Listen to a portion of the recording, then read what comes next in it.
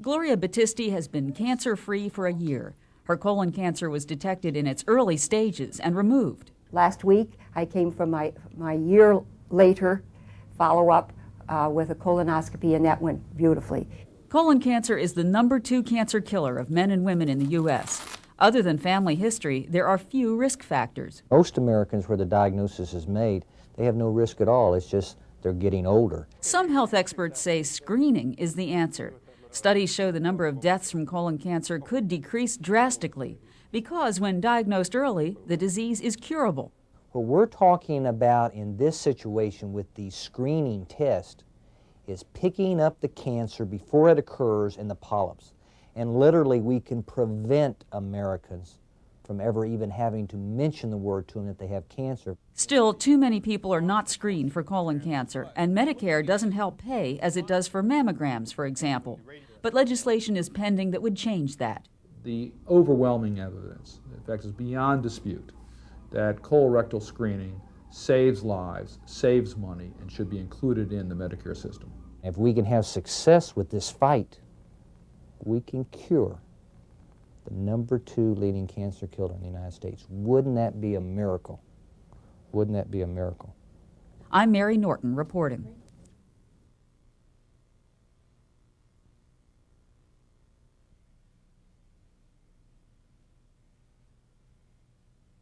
Even if you don't have any symptoms. Yes, screening, I think, is very important for senior citizens. It will give you an advance look at what's there, and if there's anything to be concerned about, they'll pick it up earlier, just as they do in mammograms for women. And in women, and probably very important, it is the #2 cancer killer in the United States, both in men and women. About 55,000 Americans a year lose their life from colon cancer. And in vitamins. But is there something that we can do to prevent colon cancer in the United States? The answer is absolutely yes. We can nearly eliminate colon cancer in the United States right now. We don't have to split another gene. We don't have. There is no question that with colorectal screening, we will save money. We will catch problems at an earlier stage. We'll have less intrusive types of medical procedures, and we will save money for the Medicare system, and we will, more importantly, add to the quality of life for seniors in our nation. Rolling again. Dr. Richter. Gloria Battisti. Good, nice to meet you. Thank you. Let us talk, understand that fortunately we recently made the diagnosis of colon cancer. What kind of problems you were having that brought this to everybody's attention? Well, I began to notice some, they wanted me to watch it for a while, and I didn't have any bleeding for a couple of weeks again. Mm-hmm. And then slowly that started, there was a bleeding process that I watched. Okay, very good. Very good. Okay, that's measured well. Relatively amateurish. Nobody's going to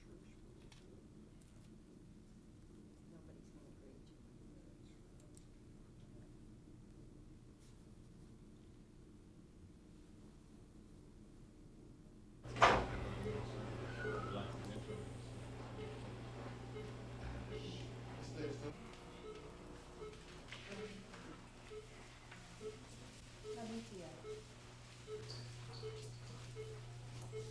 you. Your turn. I will repeat this part. No.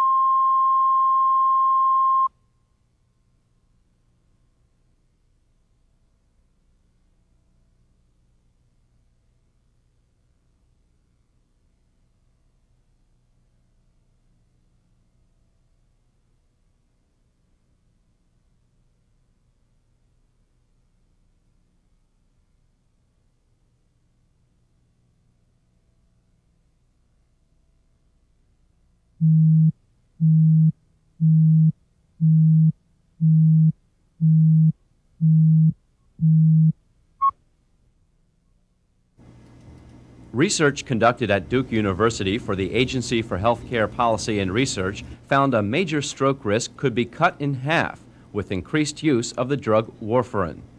Well, the basic finding was that, first of all, that there are about 80,000 strokes every year in the United States that are attributable to a heart rhythm disturbance called atrial fibrillation, and that the use of warfarin can reduce that number by about half. 1 in 20 people over the age of 65 has atrial fibrillation. The top chambers of their hearts beat erratically and too fast. That encourages the formation of blood clots, which can break loose and create blockages. Warfarin works by increasing the time it takes for blood to clot, and it makes it harder for blood clots to get large. Now, if blood clots go into the head, then they can cause a stroke. Although warfarin has been around for years, some doctors have been reluctant to prescribe it. Monitoring patients for side effects was often considered impractical. But according to the research, new blood tests make routine monitoring both efficient and affordable. And they found, for every patient who experiences complications like excessive bleeding, warfarin will prevent strokes for 20 others. I'm John Nestor reporting. Yes, I think it is. This is my first time here. I had been in the hospital and had met Karen. I could start over. Yeah. Warfarin can, what we found is that for every complication induced by treatment, there are 20 strokes prevented. So that's a benefit to risk ratio of 20 to 1.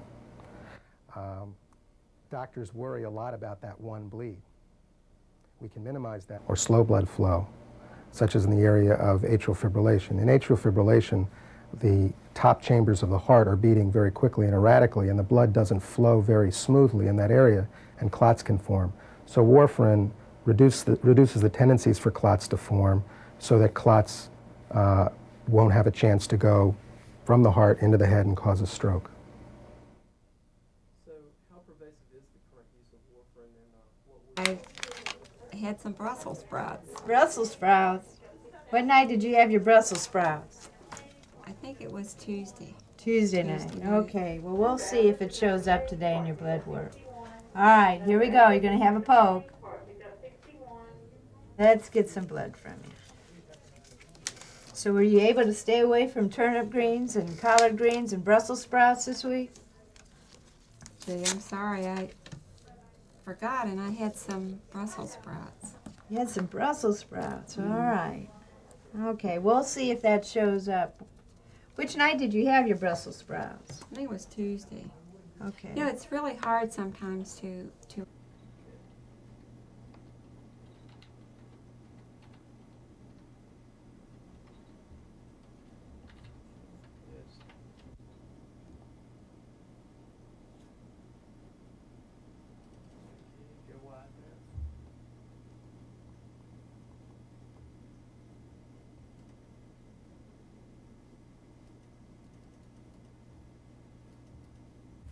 Okay. Now this is that little machine that I talked to you about in the hospital that we just have. It's a point of care instrument that all we're going to do is I'm going to put a little bit of your blood in there and we'll have an answer in a couple minutes. Okay? So all I do is take a card out of this packet. It looks like a little credit card, but it's what the encoding is going to do is tell the machine what kind of tests we're doing. And then I'm going to put the card in the machine and I'll type in your history now.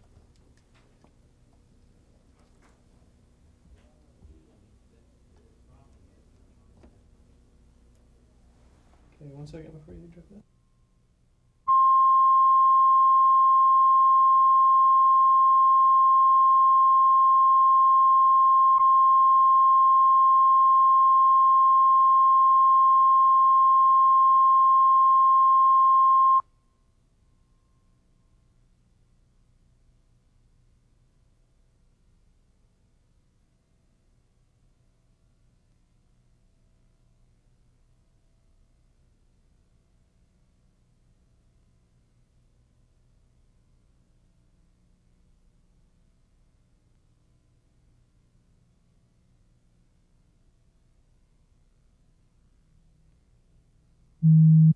Oh,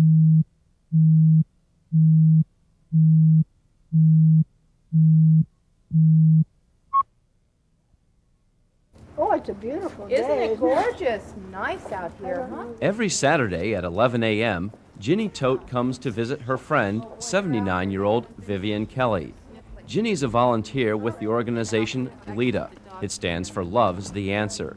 Its purpose, to enhance the lives of nursing home residents. And that we do by providing volunteers on a one-to-one basis to establish friendships with the residents in the care facilities.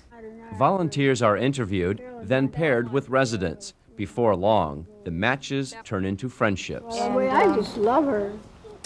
You know, you can't do anything wrong. That is really it in a nutshell. There is You're just no darling, negativism too, yeah. at all. Yes, And it makes you do. feel more positive about your life. Officials say these visits help fight depression and low self-esteem for the residents. We've seen residents completely turn around in their personality after having a LEADA visitor and become much more outgoing, actually communicate and participate in the activity programs. You have a chance to look at your magazine yet? Absolutely. I've read the whole thing. Pretty good. But the volunteers, too, come away with a sense of joy and well-being. Donald Whitaker has been visiting Elof Engberg for just a few months. I get a good feeling out of watching him laugh and carry on. Just to see him brighten up for the day, you know. It's a lot of fun for him. It's just a real inner peace about doing this. So, anyway, you know, it gets real sentimental, I suppose. Love is the answer, see? Yeah. Yeah. It is the answer. I'm John Nestor reporting. Loving care since I had this stroke. And it just, I appreciate it. Well, but all the residents, we've seen residents completely turn around in their personality after having a LEADA visitor and become much more outgoing, actually communicate and participate in the activity programs of the care facility, whereas before the LEADA visitor, they were not. And we can do a lot of good. And I think that we all feel that we take the step of providing care one step further, in that we add to the wellness of not only the individual, but all the residents. We've seen residents completely turn around. But it means a lot to me because it's a fulfilling feeling, you know. And then here you make people so happy and you don't really have to do much. I mean, just be there. I was a dispatcher for 17 years and no one ever called 911 to say, huh? Yeah. I mean, Yeah. You've done a good thing. You're going to get your reward in heaven, you know. Yeah, well, I don't know. Well, yeah. We'll see. Well, someplace. Can you just briefly tell me how LEADA helped facilitate your doing? Tell me why everyone should volunteer. The feeling that I get from coming down here and spending my time is a feeling that I think everybody should feel. That good, warm feeling of, you know, just a good feeling that you get from coming down and visiting with these people. See how their day brightens up for them, laughter. It happens, huh? Just don't call me an old fart. Oh, okay. Call you Captain Ingberg, huh? Uh-huh. There you go. What's he want to see? I don't know, you want to see something in that in there? Oh. Show him some of those pictures in there. Here you go. Oh, wait a minute. The photographer's going to take another picture. Okay. Where are they? Really? Can't even find you. Sit down. Sit down.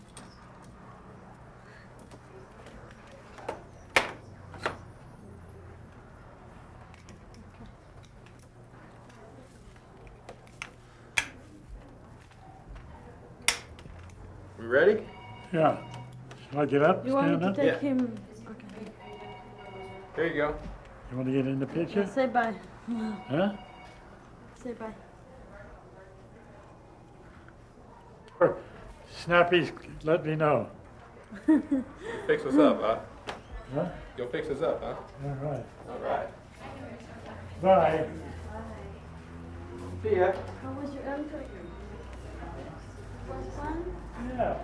You like it? Yeah. You like it? Oh, I just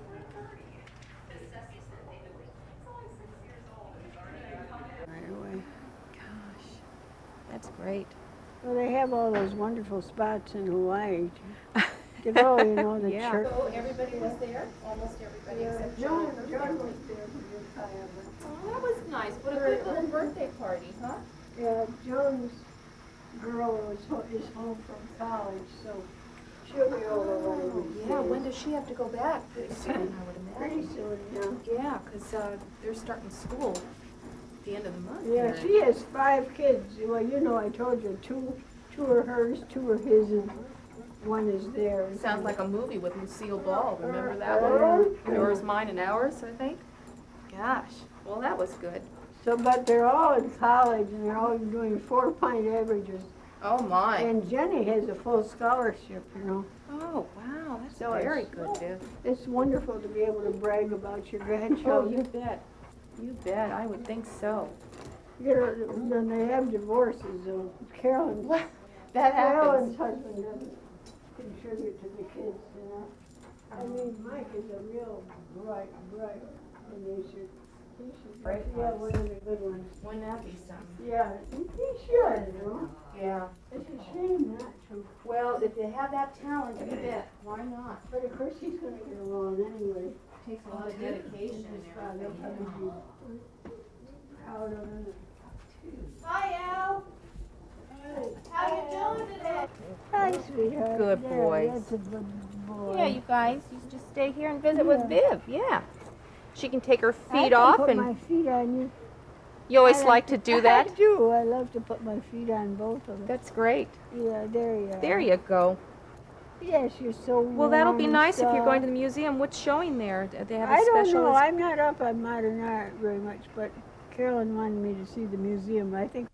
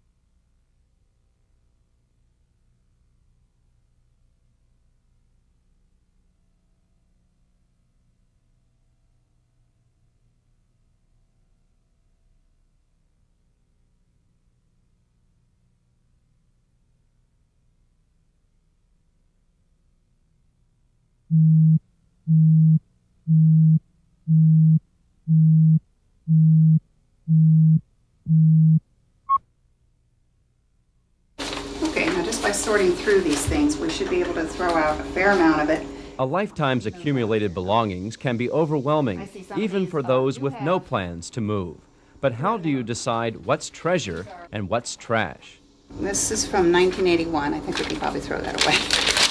Shannon McDonald started a professional organizing service to help people decide what stays and what goes.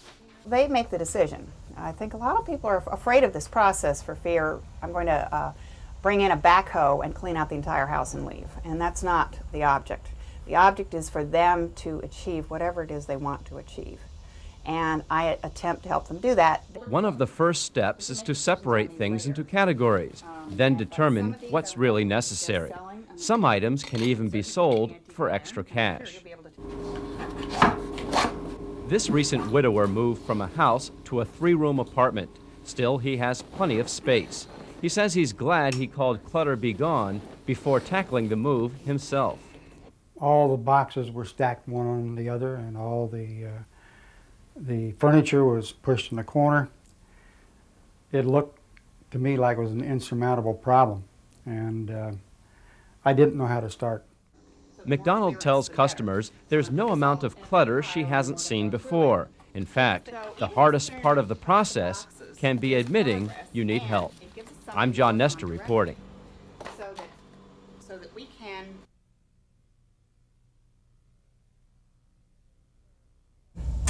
they're embarrassed and they're ashamed of it. They've accumulated all these goods, and sometimes it's hard to walk in the house, through the house. But I tell them, you can't show me anything I haven't either seen or done before, so don't be embarrassed. And it's usually, often after a while, it gets to be rather lighthearted. I think it's just that first step that's really difficult. Okay, perfect. That was good. Burial. All the boxes were stacked one on the other, and all the furniture was pushed in the corner. It looked to me like it was an insurmountable problem, and I didn't know how to start. How did you feel about It was empty when I left. My furniture and household effects I was taking was moved, and the rest of the material had been sold. And I was very, very pleased that everything turned out just as it had been planned. Oh, does it? I figured that was kind of like for people that weren't experts, you know. Well, they probably when you aren't. whack it, you probably whack it with the club and the tea goes on. They aren't experts, but some of the courses I played? they'll go off a little bit, and you have to bring it back up. Seeing much of your kids? Pardon? Are you seeing much of your kids? Yeah, my daughter, of course, she's right on there. I don't know how I got selected as that, since I was never an editor. You were the only one awake when they said, "Who wants to do it?" I guess so. You know, the only thing is I think most very technical people would encourage you to go out and get the biggest, most extraordinary wham bam machine. And you know, Yeah. with those limited uses. Yeah. You know, Mhm. and the thing is that now several houses that are just packed with stuff, and there's usually some stuff in there that's of value, sometimes all kinds of things.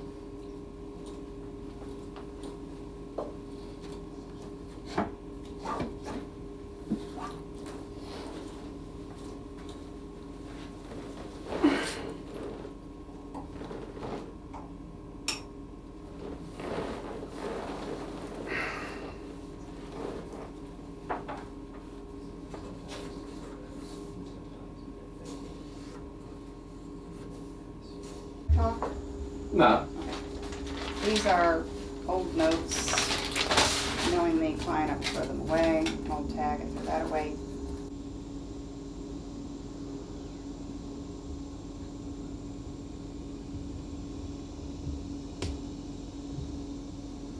So what happens to the voice on this? It's just not used usually, or? Oh, your voice on that? Uh-huh. Yeah, you probably will actually explain what it is that you do. Might be important, you know.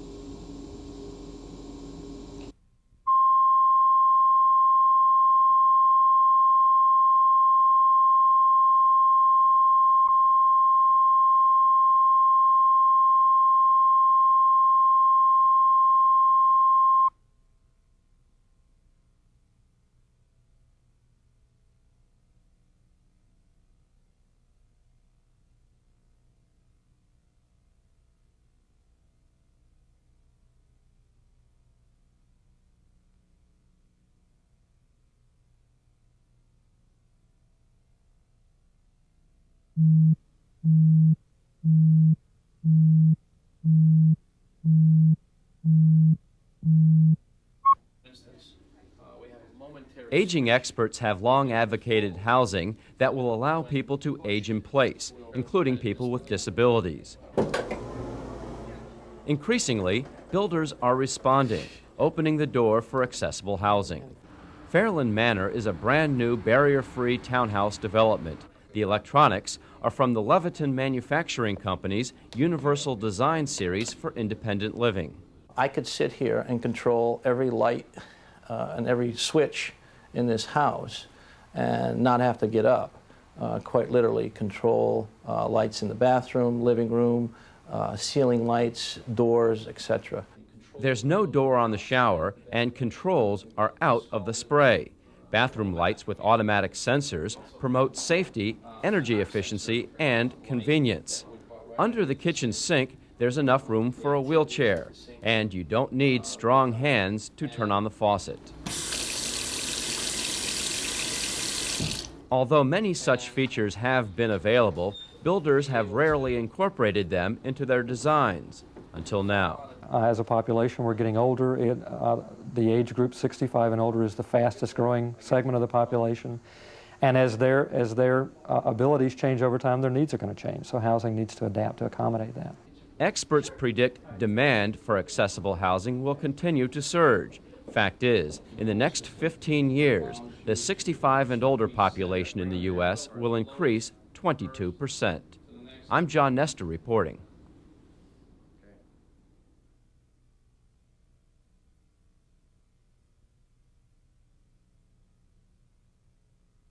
That kind of building.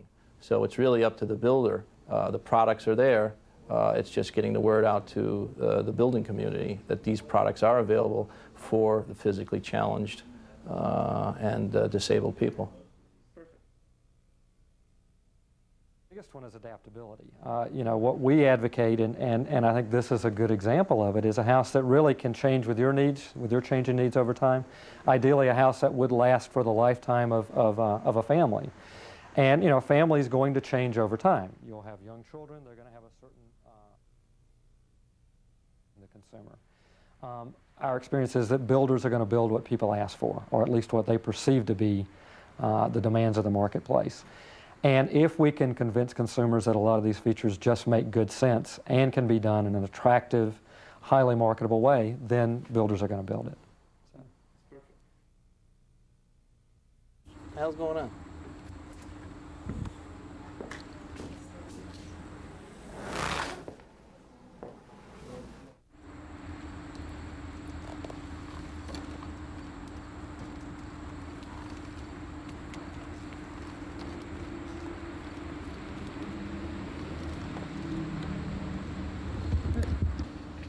Okay.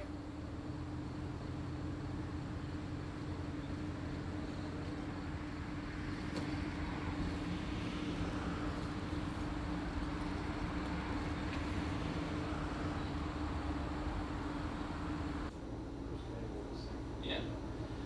Here in the kitchen, we also have another aux sensor, so another hands-free environment that controls the fluorescent ballast on top. And one of the nice unique features for people who are physically handicapped is they are able to bring the wheelchair underneath the sink and do their eating, washing product. There's a light activated.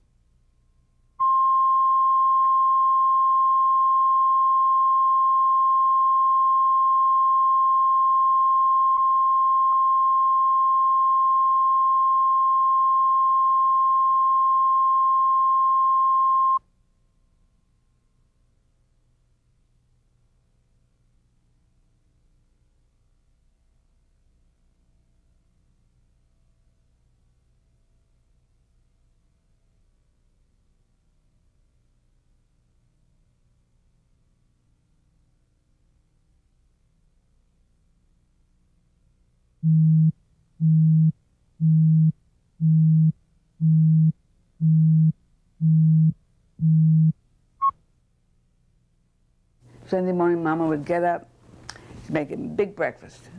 Not during the week, but only on Sunday. She'd make them. 83-year-old Esther Schrage is telling her life story. When I was born, I was very, very small. I was only 2 pounds and some ounces. With her daughter and grandson looking on, it's all being recorded on videotape for them and for future generations. I've never heard some of the stories before. But I've never heard her speak of them so eloquently before. And I've never seen some of the emotion before. So yeah, I guess it was a new side. Esther is sharing memories with her family, and according to aging experts, by reminiscing, she's also doing something healthy for herself. It's integrative. It permits older people a chance to come to terms with the kind of lives they've led, and they can share. In your work as a stenographer, what exactly did you do? Took dictation. The women taping the stories started their business, called Roots and Wings, after one of them recorded her own mother's life history. They say they've been transformed by all the stories they've heard. We've talked to people who've told us about how poor they were when they were children, how they'd open up the icebox and there'd be an onion in there. A gentleman vowing when he was a child that he would never, ever live in such poverty again in his life. And by recording their life's experiences, older adults can keep their memories alive. Only one person can tell a person's stories, and that's the person who has lived them. We got married in New Orleans. That's another long story. You want to hear about it? I'm John Nestor reporting. Dan was working in Atlanta, and they laid off some people. It is where he was working with Harrison died. So he heard there was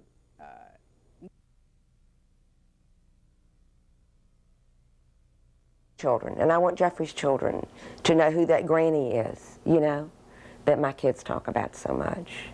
I talk about my grandma all the time, and all we have are still pictures, you know. I don't have her talking and smiling or remembering, and I wish I had that. You know, I wish that Dan and Jeffrey could see my grandma. Between your generation and the generation you're interviewing? I think what we find out is that there are more similarities than differences, in fact. Some of the concerns that I have as a young mother, they had as young mothers, trying to make ends meet, trying to make decisions about what to do with the children, what to do about work. There may be one difference in particular that I've noticed, and that is the sacrifices that people used to make in that generation. I'm not sure that in general a lot of my contemporaries are making the same kinds of sacrifices that people just didn't question 40, 50 years ago when they were in their, say, early 20s and 30s, raising young people. Okay, we're up and rolling again. Sarah Gitas, tell me about Roots and Wings.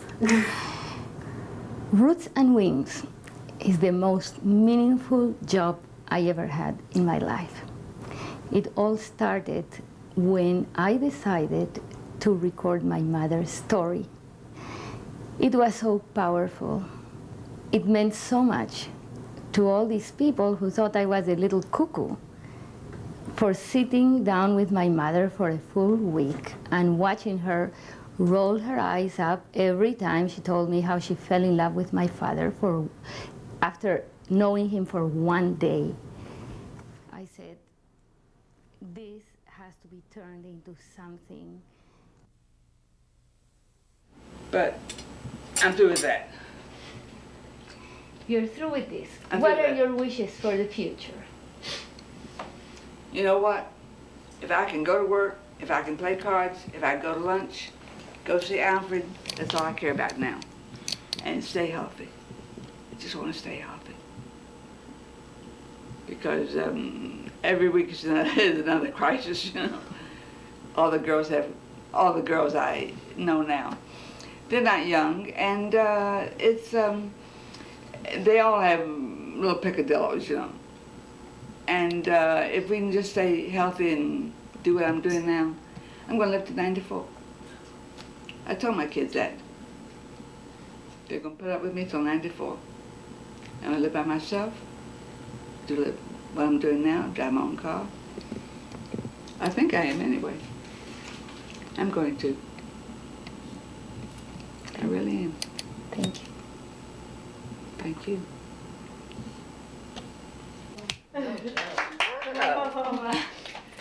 Wow, Mom. You were great. Very good. You really were. I mean... That was incredible. Oh. Mama, you told stories that I didn't even know. What was that story? I don't know if you saw me crying behind I heard these stories. You said, do you know that? I said, no. Oh, I told stories out of school. I didn't tell all of them. Yeah, well. I didn't tell all of them. Oh, wavy hair. Nice build. That's for me. I was going to another guy at the time, Sam Gelbin. He used to go to Oakland University. He's studying to be a doctor. And I dropped Sam like a hot potato. And that night, the day I met Dan Wexler, that night we had a date. We went out. That was it. Do you remember where you went? Yeah, we went to Lakewood Park. It was an amusement park. We went there. Then we had, I don't know, we had a little something to eat after. I don't know. But that was it. That was it. How long did you date? She had salmon patties, corn out of a can, and vegetables, you know. We ate at the kitchen table. All the utensils were in a big jar. She didn't set place. She was not a beautiful woman, but she had a certain personality that radiated. She really did. She was a ball of fire. She worked.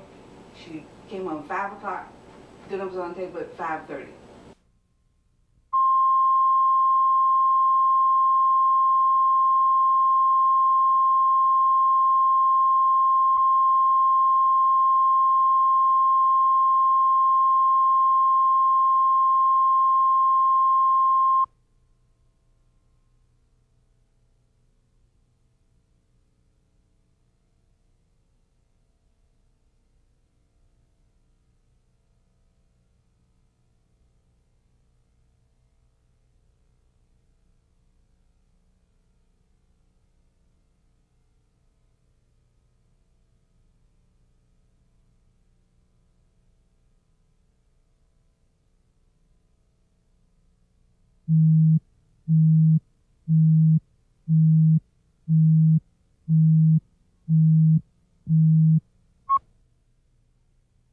But yes, it's frightening, but let me tell you, it's life after having cancer.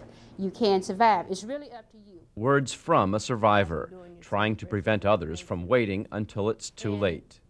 So what we've got to do when we go to the doctor, let's be very specific about what we want. Tell the doctor everything that you want him to check on you, because this body belongs to you. These women are from the Witness Project. All have survived breast or cervical cancer. In churches and community centers around Arkansas, they preach the news to other African American women that cancer doesn't have to mean a death sentence. It's something that I feel need to be gotten out to the African American women, because most of us are nurturers and we see about everybody but ourselves. It helps to do your self-breast examination. It helps to go to the doctor. It definitely helps to get a mammogram. To have a woman stand up and say, I'm a 10-year survivor of breast cancer, truly speaks from the heart.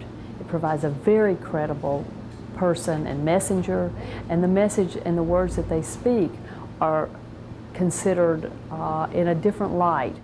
And whatever you do to one, you must do to two if you want to keep two. Okay? With humor and sensitivity, the volunteers tell their stories and teach the importance of early detection. And don't take those fingers off. Just kind of rotate. They demonstrate how to do a proper self-breast examination to women of all ages. The program seems to be working. When we first started witnessing, people would not come out. Anytime you say the word cancer, they would turn you off. Now we're having more programs. People call and ask us to have programs for them, and women are beginning to open up and talk. Officials with the Witness Project say the number of African American women in Arkansas who are being screened for breast and cervical cancers is increasing. I'm John Nestor reporting. And then move. Okay, and then move over a little bit more. Rotate a couple of times. Third time, you press a little bit harder, and then move. Okay, now you try and see if you can find.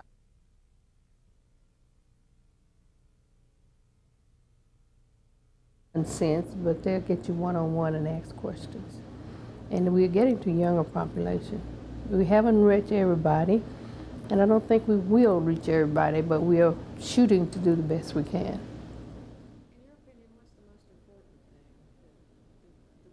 the experiences that many women have are not very positive with cancer, and therefore we want to provide them with positive experiences, and the role models, the witness role models, provide this positive experience and are living proof that you can survive the disease.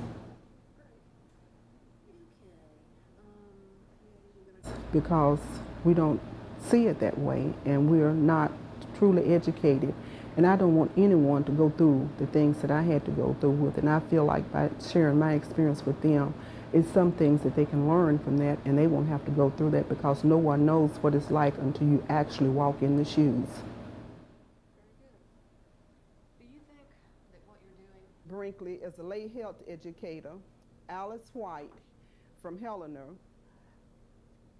She is a breast cancer survivor. Ollie Jennings from West Helena, breast cancer survivor. What I'm doing now, my GYN has me doing a yearly, I do a mammogram and pap smear. When it's at 35, I'm doing it yearly. I've been doing it yearly ever since the 30s. But the problem is with me, it's more like fibrocystic and hairy when you really don't know what's going on.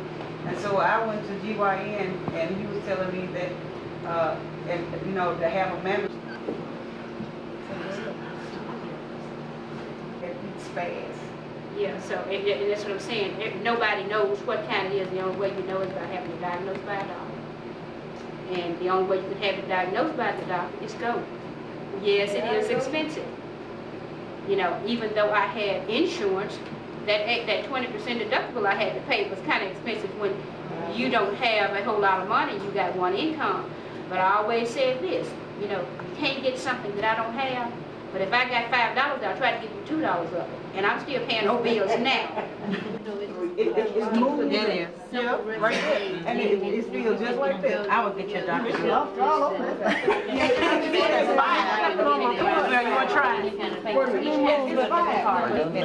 You may have to use both hands to kind of hold it, because the breast got to wear kind of getting away from it. Okay, now walk all around the sides. Yeah. Just come on around. Keep flopping my fingers. Yes. Big one right there. That's 5 of them, yeah. Now, if you was to examine your breast at home, you ain't gonna find nothing like this. Trust me. No, ma'am. You're gonna have to get out there and hunt for it. Get out there and look for it. You know. Okay. Now, see. We're gonna continue that way 3 times. When you finish that way, then you put the pillow over here. Okay, put your hand up on your head and come on and go on around and come on around and come on around. And we're gonna do this 3 times. Okay? And be sure when you're lying down to examine this area real good, because sometimes you can find a lump. Is not to neglect your bodies. See about your bodies. Do what you have to do, because you know what you have to do better than we do. And those are our messages.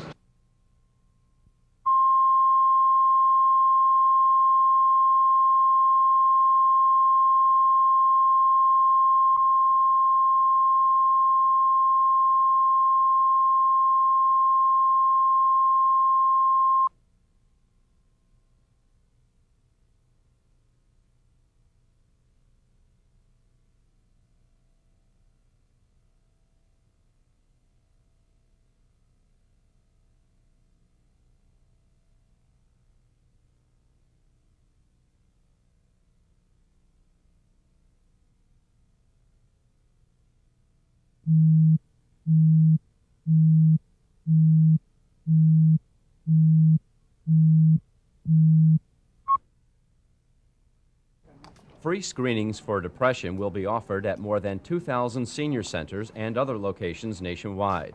While older people are no more likely to experience depression, the consequences are often worse. Depressed people in the elderly population don't complain about how depressed they are. In fact, one of the greatest fears we have is they don't talk about it when they get suicidal thoughts. And they might commit suicide without ever having mentioned it to anyone. The screening is a 2-part exercise, totally confidential. First, a brief pencil and paper test with questions about one's activities and emotions. After that, an interview with a trained mental health professional. Do you tend to feel guilty a lot of the time? Depression has many warning signs, among them problems sleeping, loss of appetite, or lack of energy. The good news about depression in the elderly is it's very treatable, and it's often treatable very quickly. We have at least 4 different types of treatments that we have for the elderly. The problem is getting them into the door of a psychiatrist. It's estimated as many as 1 in 5 has at least mild depression. The sooner it's detected, the sooner symptoms can be alleviated and recovery can begin. I'm John Nestor reporting.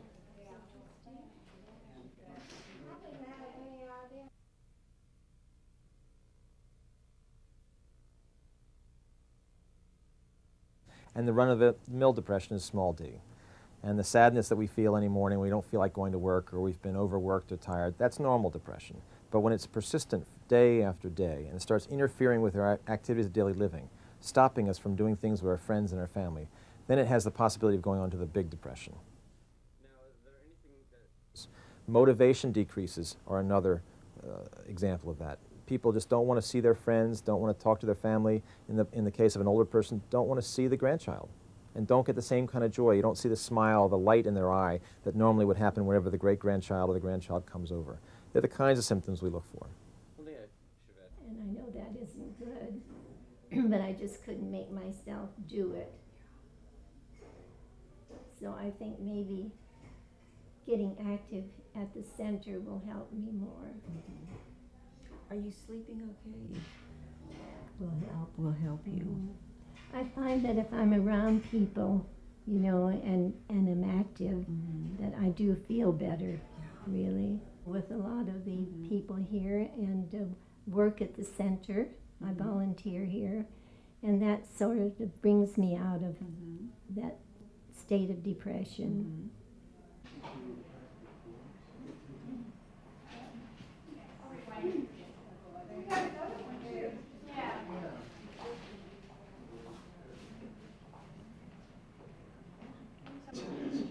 Including genetics, external events, or a chemical imbalance in the brain.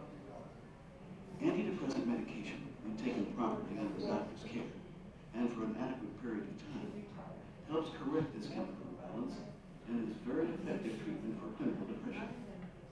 Psychotherapy or counseling may also can be effectively treated. People should not